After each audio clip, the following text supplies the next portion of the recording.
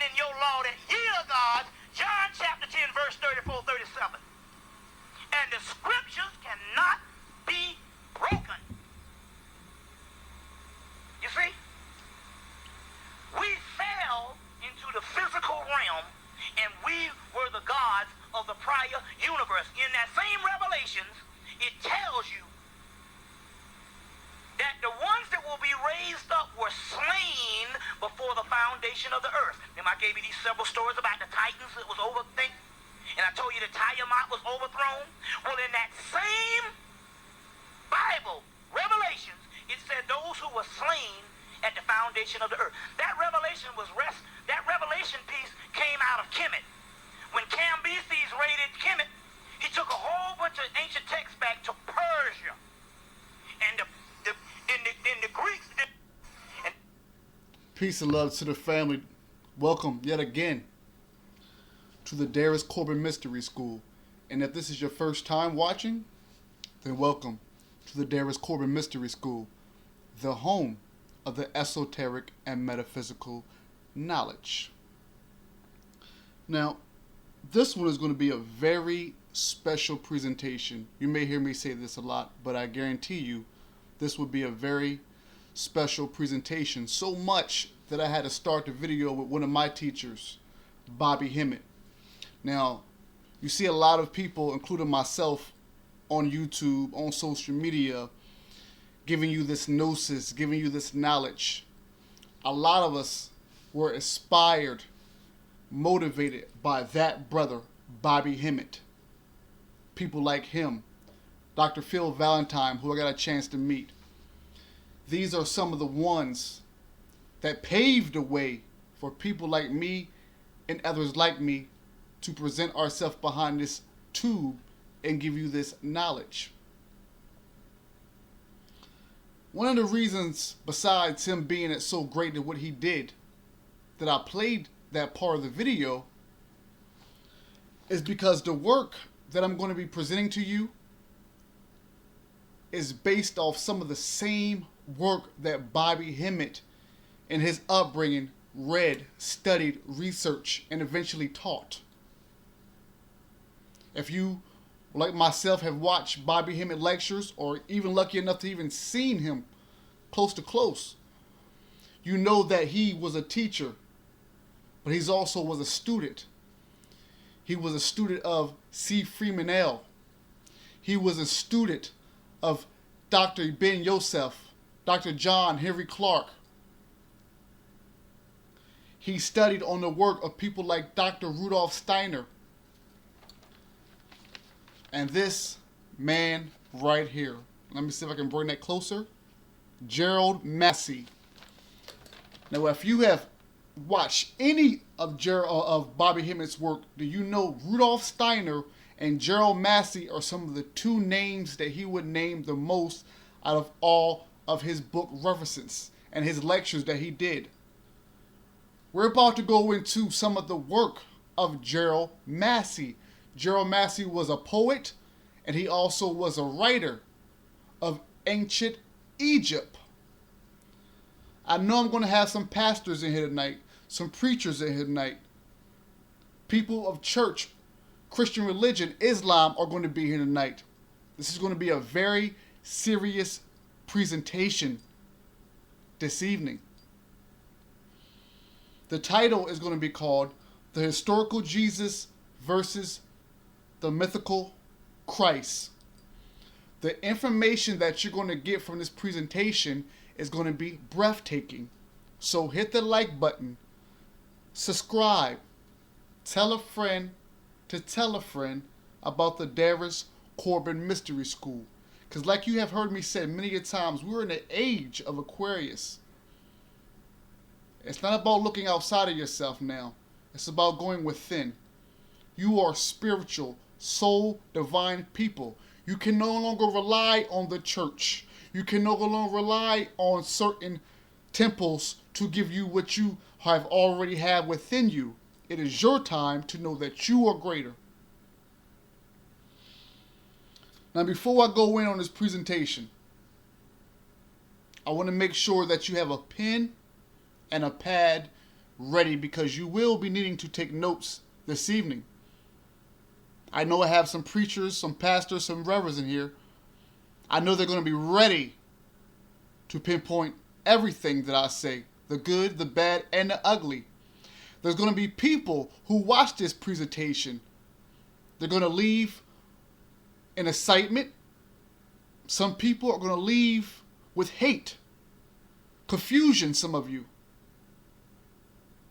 There's going to be some people who get this information and they will still go back to their churches on Sunday. And there is nothing wrong with that. If that's you, then that is you. I am not here to put anything down your throat. In the words of my late great teacher, Dr. Delbert Blair, there is no truth until you decide what truth is. But what I will say this. You can research everything that I'm about to give to you yourself. And I encourage you to do that. Because it will be some shock value. You have to understand that this is pure truth, no matter how you want to judge it. So before I go in, I want to thank you once again to my elite enlightened ones. Man, I started off with 3 followers about 2 years ago. Going on 3. 3 followers. Now I'm at 211. And it's going to keep on growing. It's going to keep on growing because people want the truth. They want people who can give them the truth with no bias. And the DarusCorbin Mystery School does just that. So, let me get comfortable a little bit. I think I deserve to get comfortable a little bit, folks, because it's going to be a major presentation. I might have to do a part 2, but it's going to be worth it. Now, before we get started on the presentation, I want to give you a little background on Gerald Massey.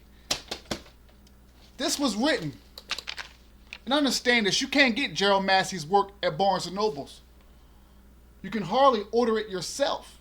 You can PDF it.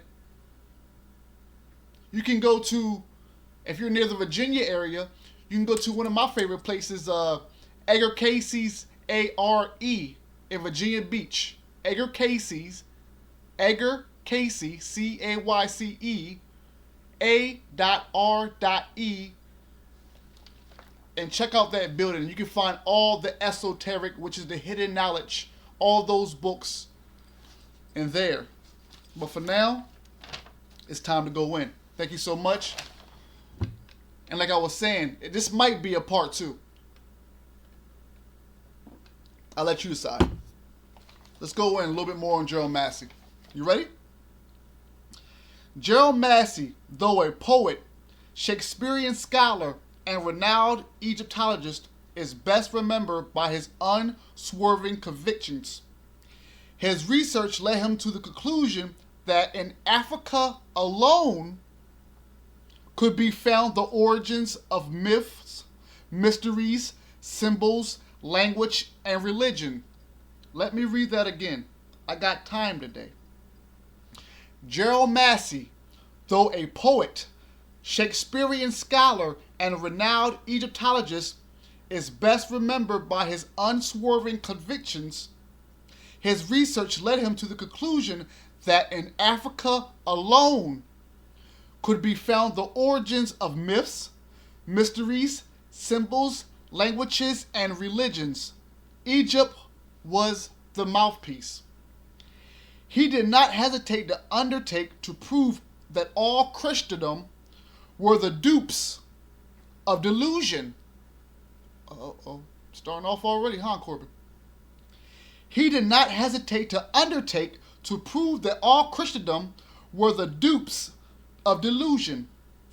His zeal caused him to challenge the scientists, the theologians, the philologists, the anthropologists, and the sociologists. However, he did not rest his case there. He was too much the honest scholar for that. Therefore, he presented to his peers the abundant evidence resulting from his immense amount of research, which has been sifted through the most reliable authorities. In these present lectures, Gerald Massey renewed his contention that the gnosis, or knowledge, of Christianity was primarily derived from Egypt, on various lines of descent: Hebrew, Persian, Greek, Alexandrian, Essene, and Nazarene. These converged in Rome, where the history was manufactured from identical matter recorded in the ancient Book of Wisdom. It was during this period that he delivered the lecture on Gnostic and historic Christianity. He clearly depicts the origin of Christianity and makes it unequivocal that it was not derived from Buddhism. Jesus spoke repeatedly about the Father.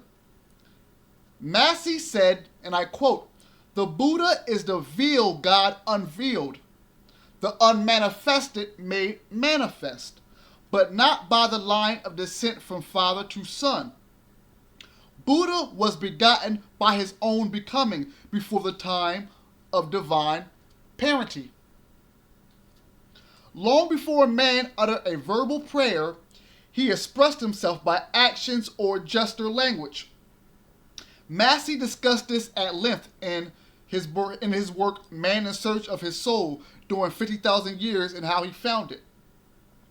Present-day psychologists recognize gesture language as an indication of man's true, unexpressed attitude, for unconsciously he assumes gestures revealing his thinking. The old cliche, and I quote, "actions speak louder than words," end quote, has come full circle and vindicated Massey. Massey had but one desire. He wanted to gain all the knowledge the past could afford him, and then to supplement it with all that is known in the present. He maintained it was impossible to understand the present without a profound knowledge of the past, unless man comprehended the laws of evolution and past development, and of present survival. It was impossible to form an opinion that would be of value to anyone. With patience and determination, he carried this out in all his writings. He had little patience with those who talked of the great occult secrets. He was convinced that so-called ancient mysteries were manufactured by pseudo-esoterics and occultists. The only interest Massey took in such matters was to determine how they originated, to verify their supposed phenomena, and to ferret out their meaning. He insisted the need for mystery vanished with the coming of the printing press and public experimental research. It became a passion with him to publish the facts as he saw them, and then to distribute the knowledge widely. In his work, The Seven Souls of Man, he said, and I quote, "The modern manufacture of ancient mysteries is a great imposition, and sure to be found out. The mysteries called Christian, I look upon them as the greatest imposition of all," end quote. His own meditation on facts of both abnormal or extraordinary nature, which continued and were verified over the years, proved to him that mind existed and operated invisibly. That mind existed and operated invisibly. He did not trouble about, and I quote, "the other world," end quote, at all, for it was in this world that people needed assistance. Life to him was not worth living if something were not done to further its work. And I quote, "It is only in helping others that we can truly help ourselves." A lot of us have learned that over the years, haven't we? End quote. Said Mr. Massey in the lecture, "The Devil of Darkness in the Light of Evolution." To Gerald Massey, it was an unforgivable pretense for the clergy to continue to preach that man was a fallen creature. He continually pointed out that man could not be saved through prayerful intercessions. Every advance made by science for humanity had been carried out through research and perseverance, not by praying to a jealous God. Massey proclaimed, and I quote again, "It is a sad farce for you to pray for God to work a miracle when you are doing all you can to prevent it," end quote. Speaking of creation, he saw it as beginning with the first means of measuring and recording a cycle of time. In Genesis, the first day was measured by the morning and the evening. To the present day, time continues to be measured by the identical method. Through years of observation, Massey recorded the outcome of such statements as, and I quote, "Blessed are the meek, for they shall inherit the earth," end quote. He concluded that the meek did not inherit the earth and were not about to. Teachers have been woefully mistaken and unobserving. The death of Jesus could not save man from himself. Massey was adamant in pointing out that man was what he was as the result of what he had done. There was no dodging the law of cause and effect. One of Massey's greatest contributions in his lectures on the coming religion, it is potent with his sincerity. He put his own belief into every word. To him, each person must do his own thinking and have absolute freedom of expression. He stressed that the new religion must have, and I quote, "sincerity of life in place of pretended belief, a religion of science in place of superstition. This religion will proclaim man's ascent rather than his fall. It will be a religion of fact in the present, not of mere faith for the future. The temple will be what it was intended to be, the human form rather than the edifice of brick and stone. It will be a religion of accomplishment rather than of worship.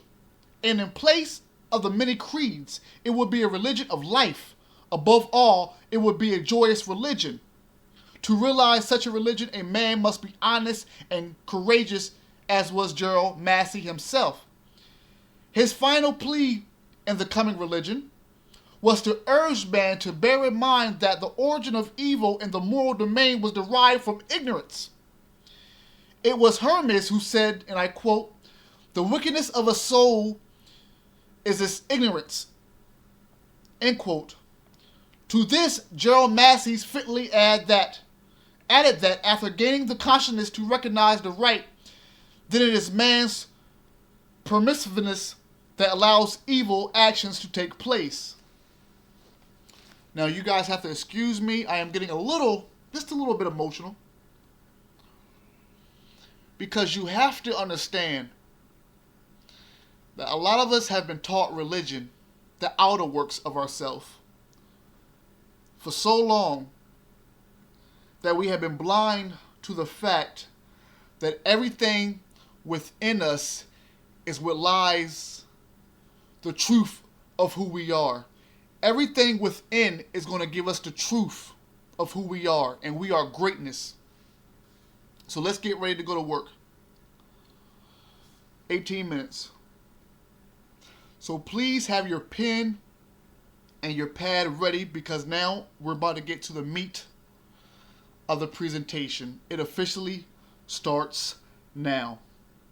Gerald Massey, and everything that I'm about to read onto this point is going to be Gerald Massey's work. This was written in 1907, folks. Your grandparents, most of them, weren't even alive at this time. Hell, your great-grandparents weren't alive at this time. This man spent his whole life decoding information for people like me and you. So listen up. Because shit is about to get real.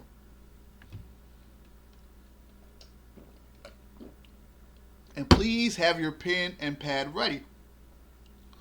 Once again, DarusCorbin Mystery School presents the historical Jesus versus the mythical Christ. Let's go. In presenting my readers with some of the data which showed that much of the Christian history was pre-extant, that's E-X-T-A-N-T, that means pre-surviving, as Egyptian mythology. In presenting my readers with some of the data which shows that much of the Christian history was pre-extant as Egyptian mythology, I have to ask you to bear in mind that the facts, like other foundations, have been buried out of sight for thousands of years in a hieroglyphical language that was never really read by Greek or Roman and could not be read until the lost clue was discovered by Champollion, and that's Champolion, almost the other day. In this way, the original sources of our mythology and Christology remain as hidden as those of the Nile until the century in which we live.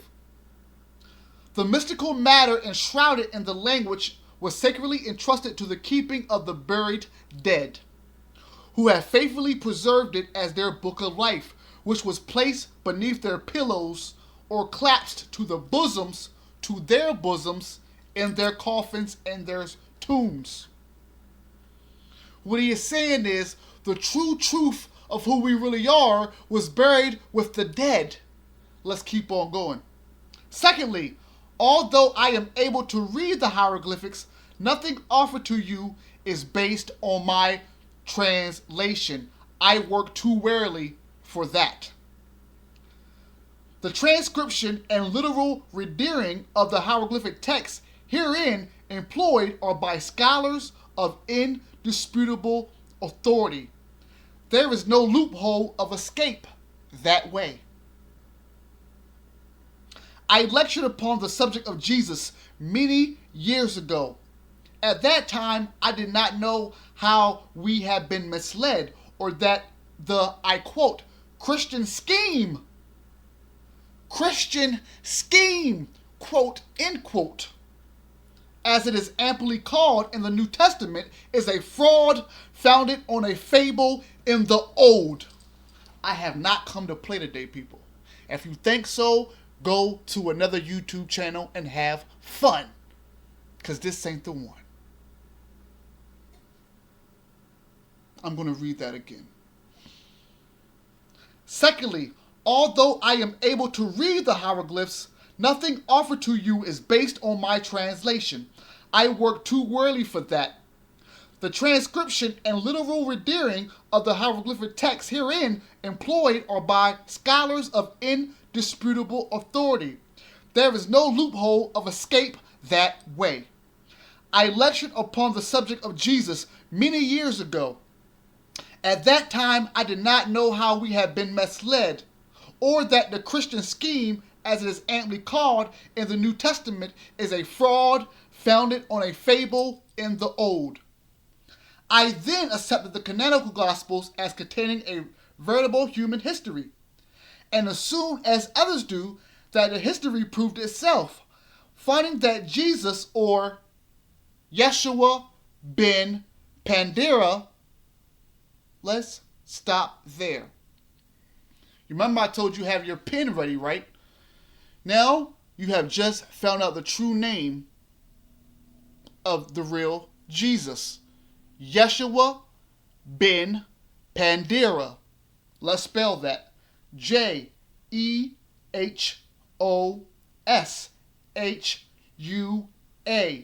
Yeshua.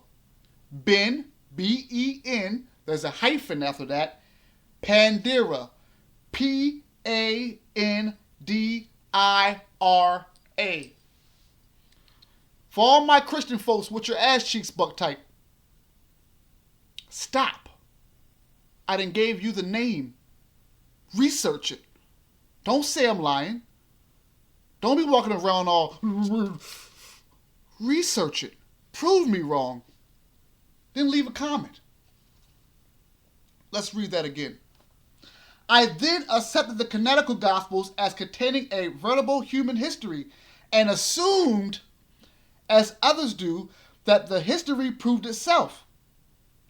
Finding that Jesus, or Yeshua ben Pandera, was an historical character known to the Talmud, and that's T-A-L-M-U-D. If you never have read that, step down the podium. You are not worthy. Let's keep going. I made the common mistake, he says. I made the common mistake of supposing that this proved the personal existence of the Jesus found portrayed in the canonical Gospels.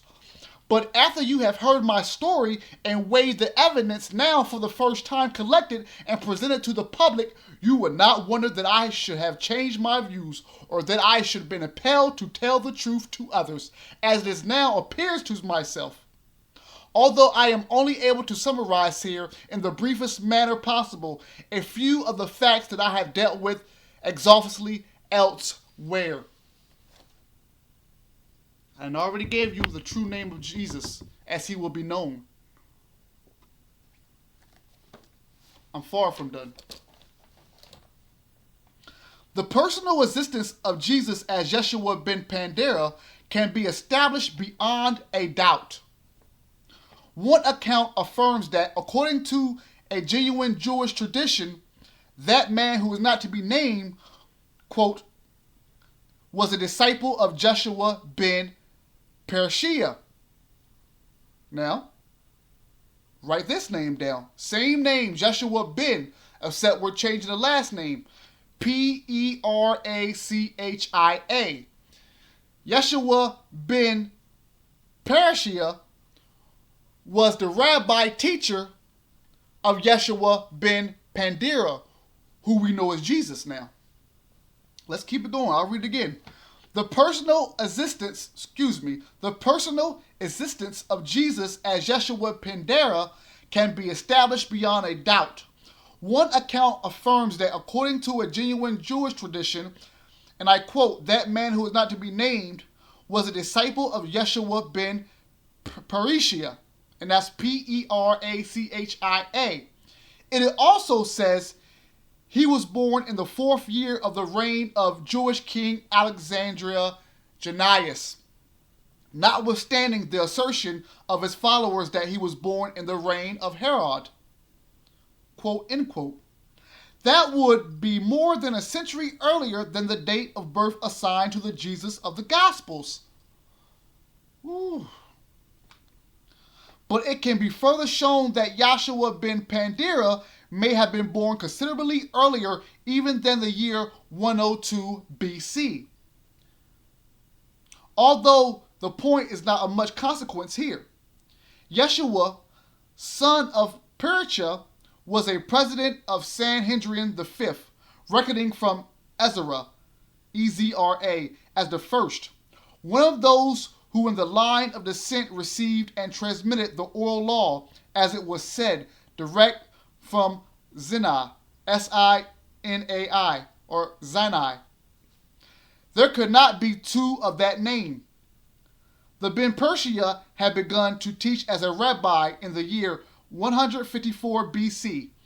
We may therefore reckon that he was not born later than 180 or 170 BC, and that it could hardly be later than 100 BC, when he went down in Egypt with his pupil, for it is related that he fled there in consequence of a persecution of the rabbis, feasibly conjectured to refer to the civil war in which the Pharisees revolted against King Alexander Jannaeus, and consequently about 105 BC. If we put the age of his pupil, Yeshua ben Pandera, at 15 years, that will give us an approximate date extracted without pressure, which shows that Yeshua ben Pandera may have been born about the year 120 BC. But 20 years are a matter of little moment here. According to the Babylonian Gemari, that's Gemara, to the Mishnah of Tract Shabbath, this Yeshua, the son of Pandora and Stada, was stoned to death as a wizard in the city of Lud, or Lydia, and afterwards crucified by being hanged on a tree on the eve of the Passover. Now, we have always been taught that Jesus died on the cross. On the cross, wherever. Here,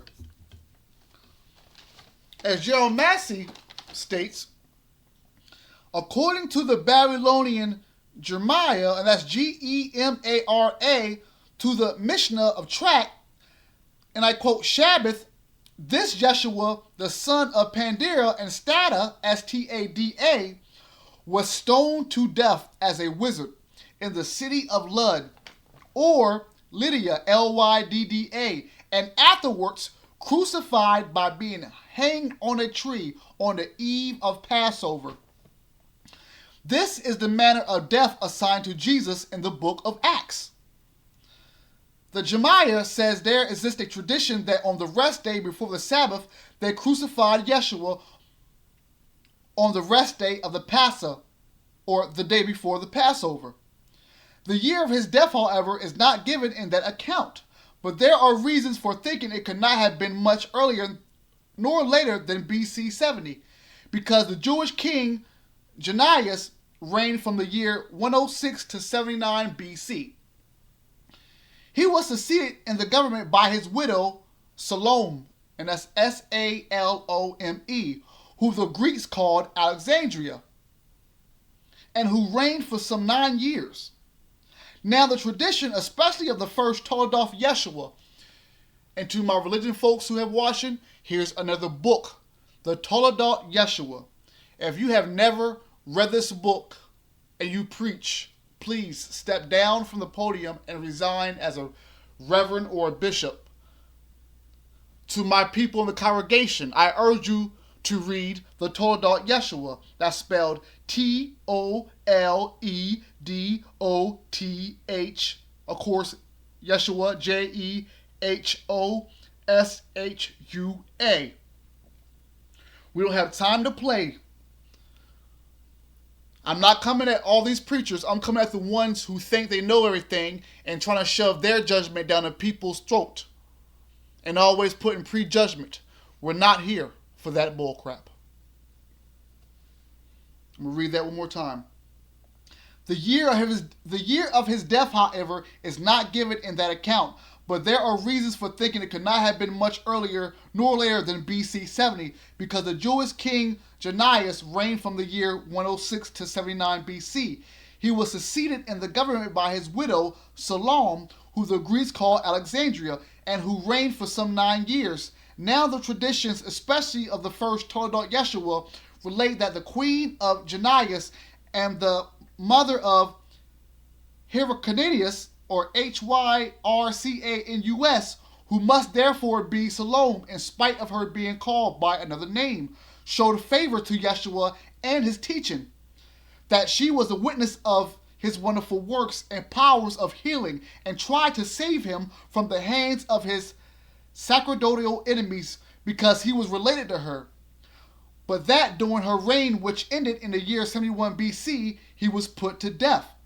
The Jewish writers and rabbis with whom I have talked always deny the identity of the Talmudic Yeshua and the Jesus of the Gospels. And I quote, this, observes Rabbi Jesaias, which has been related to Yeshua ben Perisha and his pupil, contains no reference whatever to him whom the Christians honored as God. Another rabbi, Salam Zevi, produced 10 reasons for concluding that Yeshua of the Talmud was not who he was afterwards, called Jesus of Nazareth. Jesus of Nazareth, as of the canonical Gospels, was unknown to Justus, that's Justus, to the Jews of Celsius, and to Josephus, the supposed reference to him by the latter being an undoubted forgery.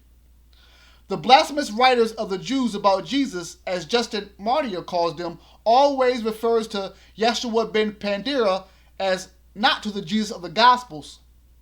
It is ben Pandira they mean when they say they have another and truer account of the birth and life, the wonder-working and death of Yeshua or Jesus. This reputation is perfectly honest and sounds soundly based. The only Jesus known to the Jews was Yeshua ben Pandira, who had learned the arts of magic in Egypt, and who was put to death by them as a sorcerer. This was likewise the only Jesus known to Celsius, the writer of the True Logos, a work which the Christians managed to get rid of bodily, with so many other of the anti-Christian evidence. Now, I kind of want to slow that down a little bit so you can understand what is going on here. Another rabbi, Salman Zevi, that's Zevi, produced 10 reasons for concluding that the Yeshua of the Talmud was not he who was afterwards called Jesus of Nazareth. Jesus of Nazareth and of the canonical Gospels was unknown to Justus, to the Jew of Celsius, and to Josephus, or Josephus, the supposed reference to him by the latter being an undoubted forgery. The blasphemous writings of the Jews about Jesus, as Justin Martyr calls them, always refers to Yeshua ben Pandira, and not to the Jesus of the Gospels.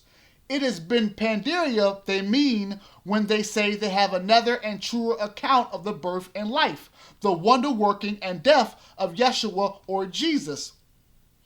This repudiation is perfectly honest and soundly based.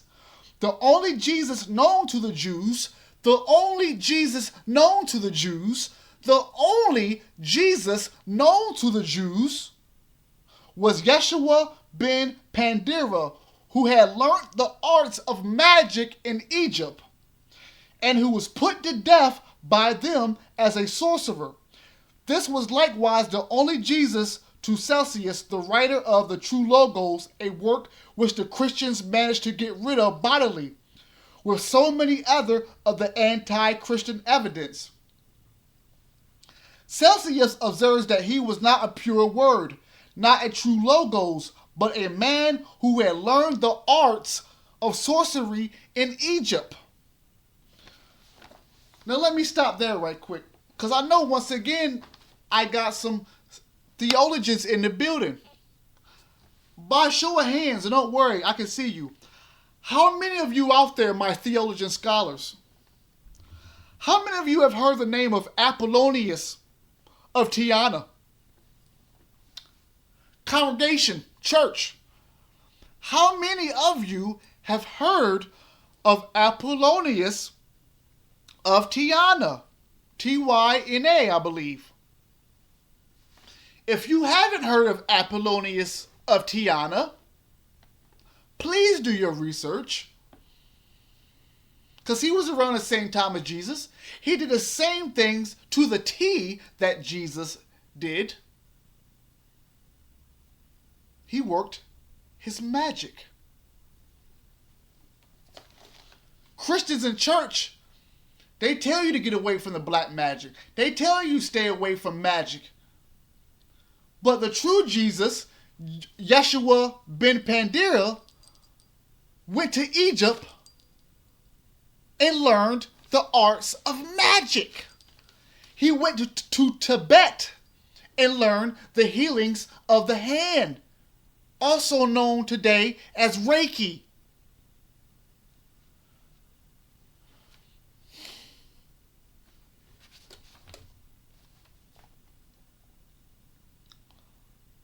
Where am I at here? Celsius observes that he was not a pure word, not a true Logos, but a man who had learned the arts of sorcery in Egypt. So, in the Clementines, it is in the character of Ben Pandira that Jesus is said to rise again as the magician. But here is the conclusive fact. The Jews know nothing of Jesus, the Christ of the Gospels, as an historical character. And when the Christians of the 4th century trace his pedigree by the hand of Ephesius, that's Epiphanius, they are forced to derive their Jesus from Pandira. Ephesius gives the genealogy of the canonical Jesus in the Wise. Jacob called Pandira, Mary equals Joseph, Cleopas, Jesus. This proves that in the 4th century, the pedigree of Jesus was traced to Pandira, the father of that Yeshua who was the pupil of Ben Perichia, and who becomes one of the magicians in Egypt, and who was crucified as a magician on the eve of the Passover by the Jews in the time of Queen Alexandra, who had ceased to reign in the year 70 BC. The Jesus, therefore, who lived and died more than a century too soon. Oh, y'all are out there. Everybody's good? I'm going to take me a water break. You can feel the excitement in the voice, but don't worry, we got subtitles. Just in case. And you can PDF this. Gerald Massey's lectures. You can PDF this. I just had it printed out because, after I get done with the truth of who Jesus was, black people, wait till you find out who you are. My gosh. My gosh. Thus, the Jews do not identify Yeshua ben Pandera.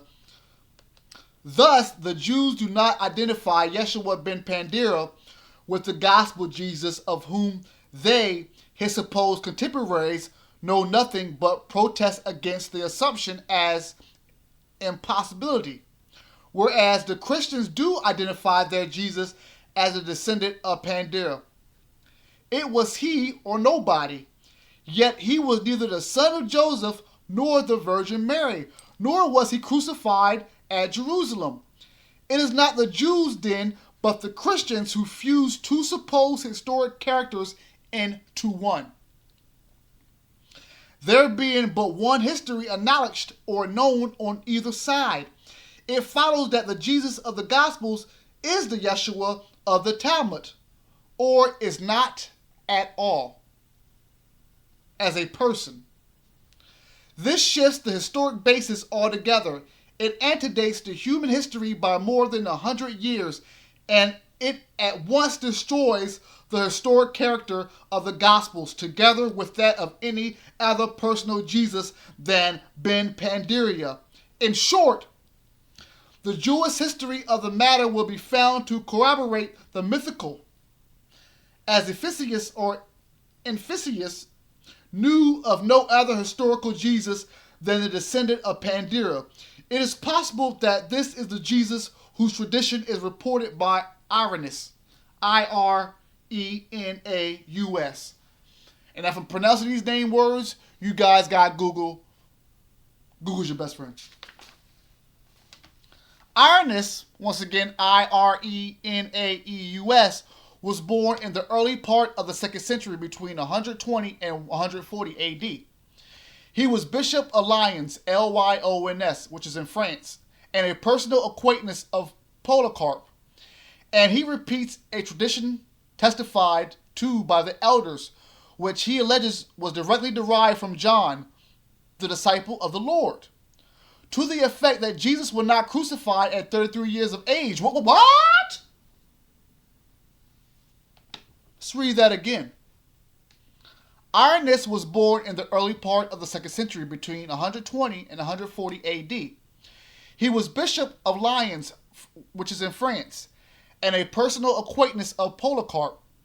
And he repeats a tradition testified to by the elders, which he alleges was directly derived from John, the disciple of the Lord, to the effect that Jesus was not crucified at 33 years of age, but that he passed through every age and lived on to be an oldish man.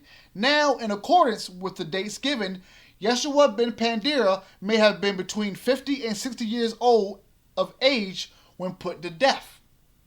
And his tradition alone furnishes a clue to the nihilistic statement of Irenaeus.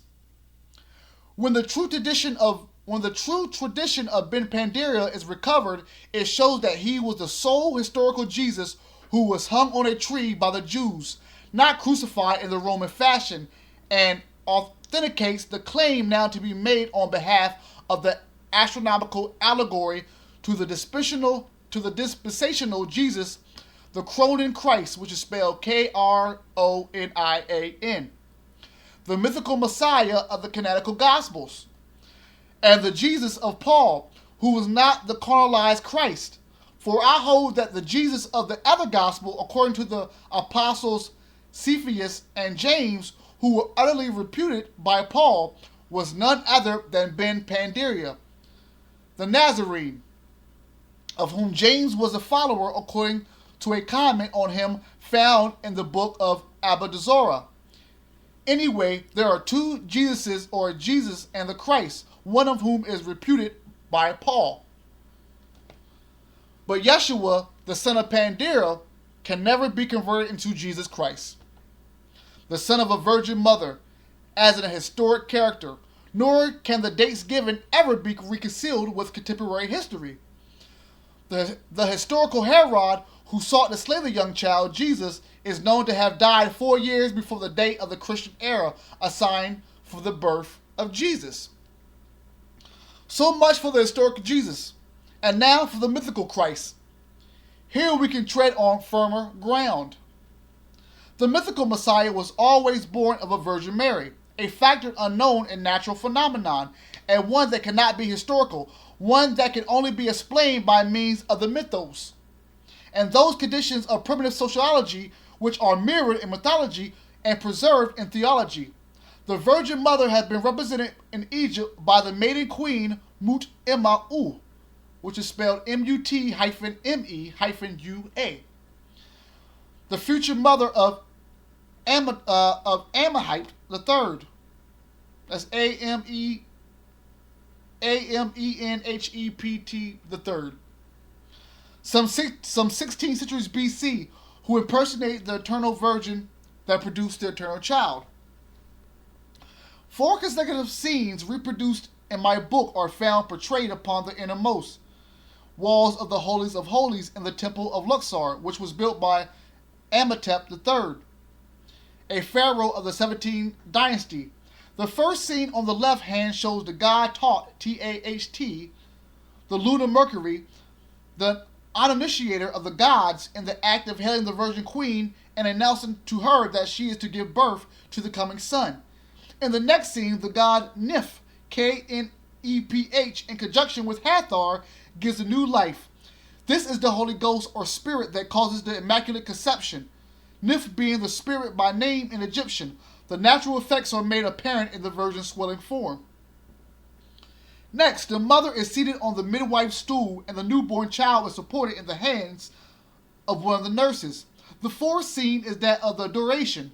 Here the child is enthroned receiving homage from the gods and gift from men, being the deity Neph on the right. 3 spirits, the 3 magi, or kings of the legend, are kneeling and offering presents with their right hand, and life with their left. The child thus announced, incarnated, born, and worshipped was the pharaonic representation of the Aten sun in Egypt, the god Adon of Syria, and Hebrew Adoni, the child Christ of the Aten cult. The miraculous conception of the ever-Virgin Mother personated by Mut-Emma-U as mother of the Only One, a representation of the Divine Mother of the youthful sun god. Gerald Massey, in short, is telling you that all this was found in Egypt and the temples of Luxor way before there was anything known as the Bible. The Bible took this and got it from Egypt, took all the truth and diluted it, diluted it, and gave it to you as truth. Why do you think Egypt is so much hated in the Bible? That's where they got this from. They didn't want you to know this. These scenes which were mythical in Egypt, have been copied or reproduced as historical in the canonical Gospels, where they stand like 4 cornerstones to the historic structure and prove that the foundations are mythical. Shout out to Ashra Kwesi.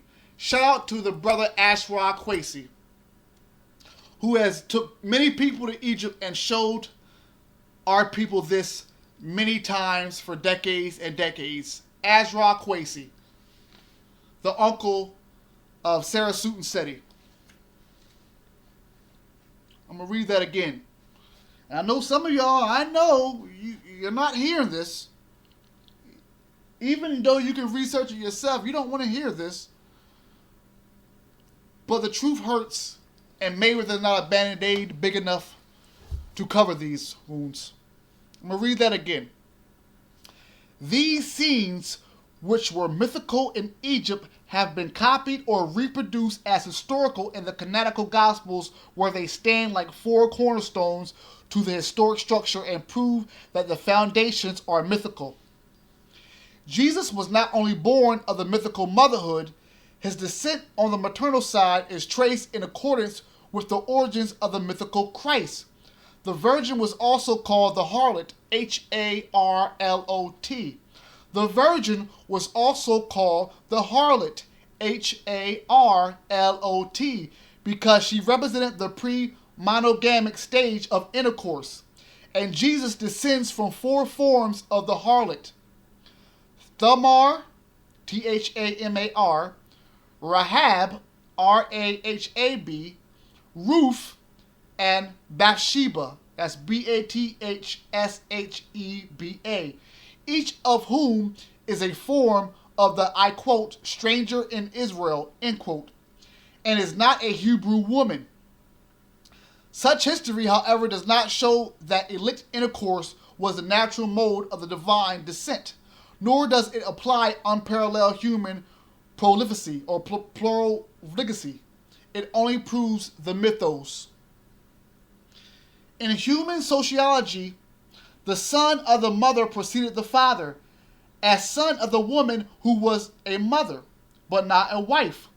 This character is likewise claimed for Jesus, who is made to declare that he was earlier than Abraham, who was the typical great father of the Jews, whether considered to be mythical or historical.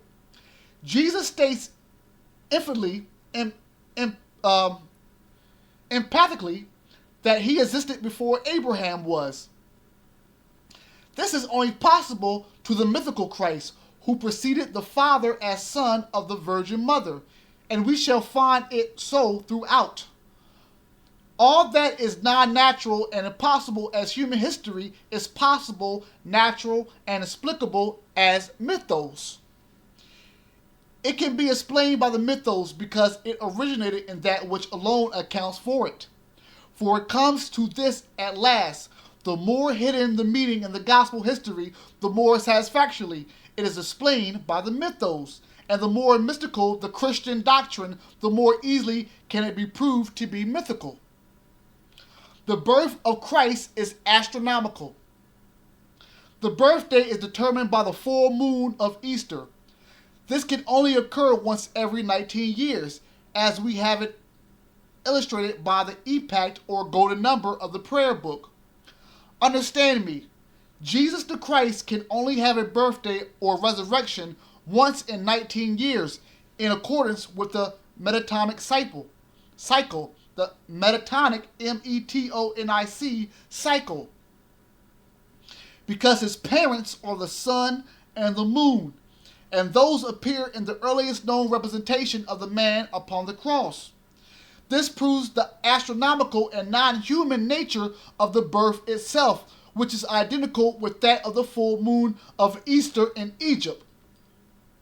Cassini, Casini, the French astronomer, has demonstrated the fact that this date assigned for the birth of the Christ is an astronomical epoch, in which the middle conjunction of the moon with the sun happened on the 24th of March, at 1:30 in the morning at the meridian of Jerusalem, the very day of the middle equinox. The following day, the 25th, was the day of the incarnation according to Augustine, but the date of birth, according to Clement Alexander, for 2 birthdays are assigned to Jesus by the Christian fathers, one at the winter solstice, the other at the vernal equinox. These, which cannot both be historical, are based on 2 birthdays of the double Horus. In Egypt, Plutarch tells us that Isis was delivered of Horus, the child, about the time of the winter solstice, and that the festival of the second or adult Horus followed the vernal equinox. Hence, the solstice and spring equinox were both assigned to the one birth of Jesus by the Christologers. And again, that which is impossible as human history is the natural fact in relation to the 2 Horuses, the dual form of the solar god in Egypt. And here in passing, we may point out the astronomical nature of the crucifixion. The Gospel, according to John, brings on a tradition so different from that of the Synoptics as to invalidate the human history of both. The Synoptics say that Jesus was crucified on the 15th of the month Nisan, and that's Nisan. John affirms that it was on the 14th of the month. This serious rift runs through the very foundation. As human history, it cannot be explained, but there is an explanation possible, which, if accepted, proves the mythos. The crucifixion or crossing was and still is determined by the full moon of Easter. This is the lunar reckoning, would be on the 14th in the month of 28 days. In the solar month of 30 days, it was reckoned to occur on the 15th of the month. Both unite and the rib closes, improving the crucifixion to have been astronomical, just as it was in Egypt, where the two dates can be identified. Plutarch, and that's spelled Plutarch, also tells us how the Mythical cult has been particularly established in Rome about the year 70 BC. And Mithras was fabled as having been born in a cave. Wherever Mithra was worshipped, the cave was consecrated as its birthplace. The cave can be identified and the birth of the Messiah in that cave. Let me read that again. The cave can be identified and the birth of the Messiah in that cave, no matter under what name he was born, can be definitely dated. The cave of Mithras was the birthplace of the sun in the winter solstice, when this occurred on the 25th of December, in the sign of the sea goat, with the vernal equinox in the sign of the ram. Now the Akkadian name of the 10th month, that of the sea goat, which answers roughly to our December, the 10th by name is Abba Udu. That's Abbaudu, which is the cave of the light. The cave of rebirth of the sun in the lowest depth, at the solstice, figured as the cave of light. This cave was continued as the birthplace of the Christ. You will find it in all the Gospels of infancy, and Justin Matriarch says Christ was born in a stable and afterwards took refuge in the cave. He likewise vouches for the fact that Christ was born on the same day that the sun was reborn in Stablu Agas, or in the stable of Agas, Augias. Now, the cleansing of the stable was the sixth labor of Hercules, or Hercules, Herakles. His first being in the sign of the lion, and Justin was right. The stable and the cave are both figured in the same celestial sign, but mark this. The cave was the birthplace of the solar Messiah from the year 2410 to the year 255 BC, at which later date the solist passed out of the sea goat into the sign of the archer. And no Messiah, whether called Mithras, Adon, Thomas, Horus, or Christ, could have been born in the cave of Abba Udu, or the stable of Augias, on the 25th of December after the year 255 BC. Therefore, Justin has nothing but the mythic tradition of the bygone birthday to prove the birth of the historical Christ 255 years later. In the mysteries, the Saraceni, Sarraceni, celebrate the birth of the babe in the cave of subterranean sanctuaries from which the priest issued and cried, "The Virgin has brought forth." The light is about to begin to grow again on the mother night of the year, and the Sarkina were not supporters of historic Christianity. The birthplace of Egyptian Messiah at the vernal equinox was figured in Apt, or Apata, Apta, the corner, but Apata is also the name of the crib and the manger, hence the child born in Apata was said to be born in a manger, and this Apata as crib or manger is the hieroglyphic sign of the solar birthplace. Hence, the Egyptians exhibited the babe in the crib or manger in the streets of Alexandria. The birthplace was indicated by the color of the equinox. As it passed from sign to sign, it was also pointed out by the star in the east. When the birthplace was in sign of the bull, Orion was the star that rose in the east to tell where the young sun god was reborn. Hence, it is called the Star of Horus. That when the star of the three kings who greeted the babe from the three kings is still a name of the three stars in Orion's belt. Here we learn that the legend of the three kings is at least 6,000 years old. Christianity in itself is only about 2,000 years old, people. Let's continue.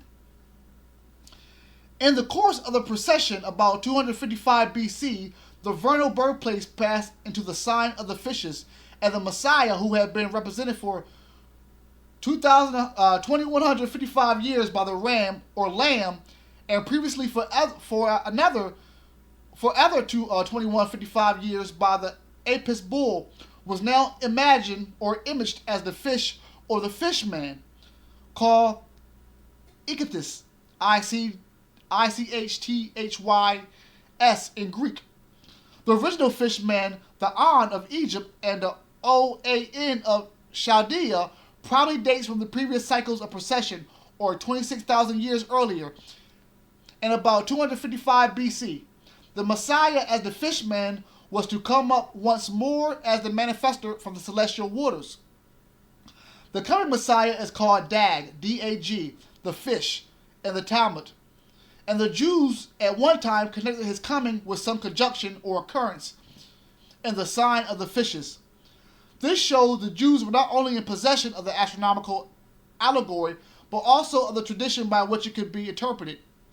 It was the mythical and Cronian Messiah alone who was, or could be, the subject of prophecy that might be fulfilled, prophecy that was fulfilled as it is in the book of Revelation.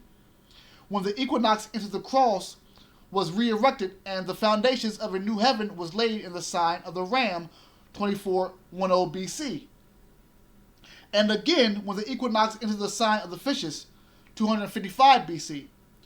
Prophecy that will be again fulfilled when the equinox entered the sign of the waterman about the end of the century, to which the Samaritans are still looking forward for the coming of their Messiah, who has not yet arrived for them. The Christians alone ate the oyster. The Jews and the Samaritans has not yet arrived for them.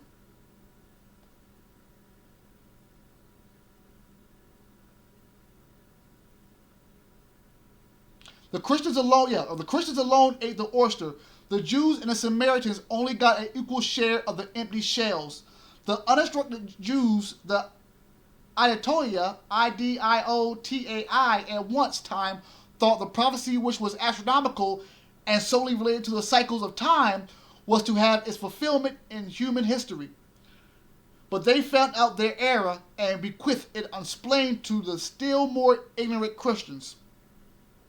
The same tradition of the coming one is extant amongst the Milarians and Adventists as amongst the Muslims in its tradition of El-Mahdi, the prophet who is to come in the last days of the world to conquer all the world, and who was lately descending to Sodom with the old announcement, the day of the Lord is at hand, which shows that the astronomical allegory has left some relics of the true tradition among the Arabs who at one time learned in astronomical lore. The Messiah as the fishman is foreseen by Esdras ascending out of the sea as the same whom God the highest hath kept a great season, which by his own self shall deliver the creature. The ancient fishman only came up out of the sea to converse with men and to teach him in the daytime. When the sun set, Beros, or Berosus, it was the custom of the being to plunge again into the sea and abide all night into the deep. So the man foreseen by Esdras is only visible by day. As it is said, Eaten, so can no man upon earth see my son, or those that be with him, but in the daytime. This is parodied or fulfilled in the account of Ichthys, the fish, the Christ, who instructs men by day, but retires to the lake of Galilee, where he demonstrates his solar nature by walking the waters at night or at the dawn of day. And as I'm reading this kind of reminds me of the Dogon tribe when they talk about the Nomos, which was amphibian beings that came down from Sirius B. Let's continue reading. We are told that his disciples, being on a board ship, when even was come in the fourth watch of the night, Jesus went unto them walking upon the sea. Let me read that again. We are told that his disciples, being on board a ship, and I quote, when even was come in the fourth watch of the night, Jesus went unto them walking upon the sea. Now the fourth watch began at 3 o'clock and ended at 6 o'clock. Therefore this was about the proper time for a solar god to appear, walking upon the waters or coming up out of them as the Onos, that's O-A-N-N-E-S. Onos is said to have taken no food he was with men. In daytime he used to converse with men, but took no food at that season. So Jesus, when his disciples prayed him, saying, Master, eat, said unto them, I have meat to eat that you know not of. My meat is to do with the will of him that sent me. quote, end quote. This is the perfect likeness of the character of Onos, who took no food, but whose time was wholly spent in teaching men. Moreover, the mythical fishman is made to identify himself. When the Pharisees saw a sign from heaven, Jesus said, "There shall no sign be given but the sign of Jonas. For as Jonas became a sign to the Ninevites, so shall also the Son of Man be to the generations." Quote, end quote. The sign of Jonas is that of the On, O-A-N, or fishman of Nineveh, Nineveh, whether we take it direct from the monuments or from the Hebrew history of Jonah or from the zodiac. The voice of the secret wisdom here says truly that those who are looking for signs can have no other than that of the returning fishman, Ischias, Onos, or Jonah, and assuredly there was no other sign or date than those of Ichthys the fish, who was reborn of the fish goddess, the fish goddesses, Atergatis, and that's Atrgatis, in the sign of the fishes, 255 BC, after whom the primitive Christians were called little fishes, or Pisciculi, which is spelled Pisciculi. This date of 255 BC was a true date of birth, or rather rebirth, for the celestial Christ, and there was no valid reason for changing the time of the world. The gospel contained a confused and confusing record of early Christian belief. Things were most truly believed, Luke, concerning certain mythical matters, which were ignorantly mistaken for human and historical.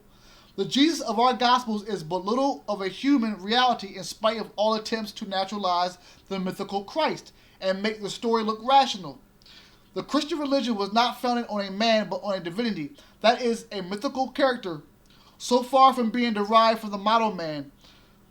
The typical Christ was made up from the feathers of various gods, after a fashion somewhat like those pictorial averages portrayed by Mr. Galton, in which the traits of several persons are photographed and fused in a portrait of a dozen different persons, merged into one that is not anybody. And as a fast and composite Christ falls to pieces, each feather is claimed, each character is gathered up by the original owner, as with the grasp of gravitation. It is not I that deny the divinity of Jesus the Christ. I assert it. He never was and never could be any other than a divinity.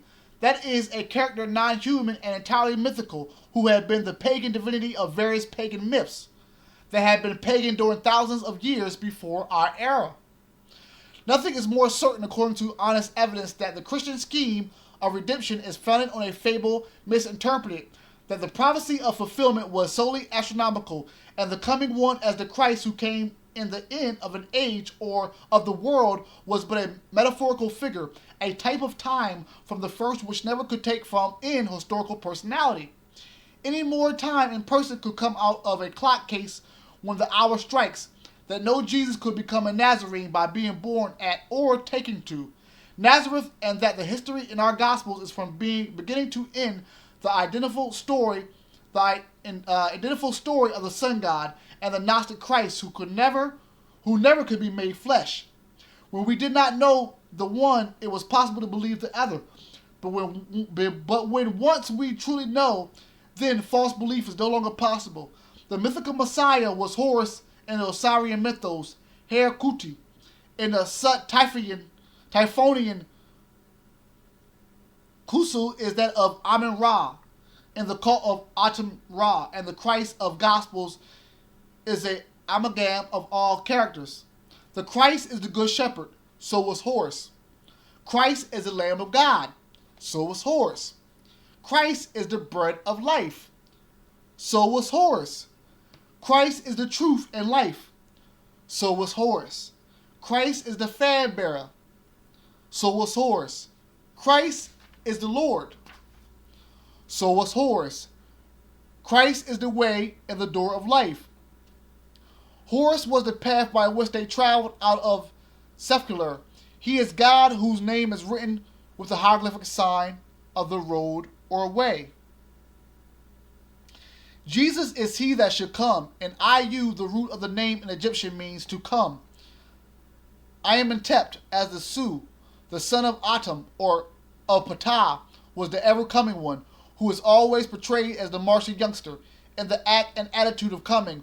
Horus include both sexes. The child or the soul is of either sex and potentially of both, hence the hermaphroditical deity. And Jesus in Revelation is the young man who has female paps.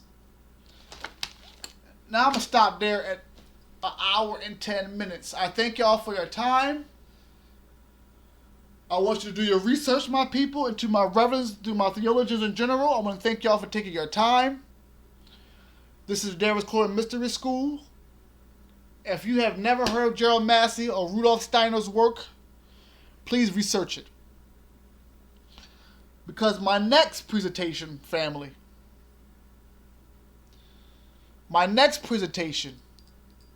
based on the work of Gerald Massey, is going to show you where black people or melanated people come from. And it may get scary for a lot of people. Because when you consider people like H.P. Lovecraft, and if you have ever watched Lovecraft Country, and if you ever read, I think it's called On the Creation of the Niggers by H.P. Lovecraft, you will understand the origins of the black people, of melanated people, as Gerald Massey broke it down. And it may get scary for some people. Why? Because in church they tell us about Satan, or Sut, or Satan, or Sut.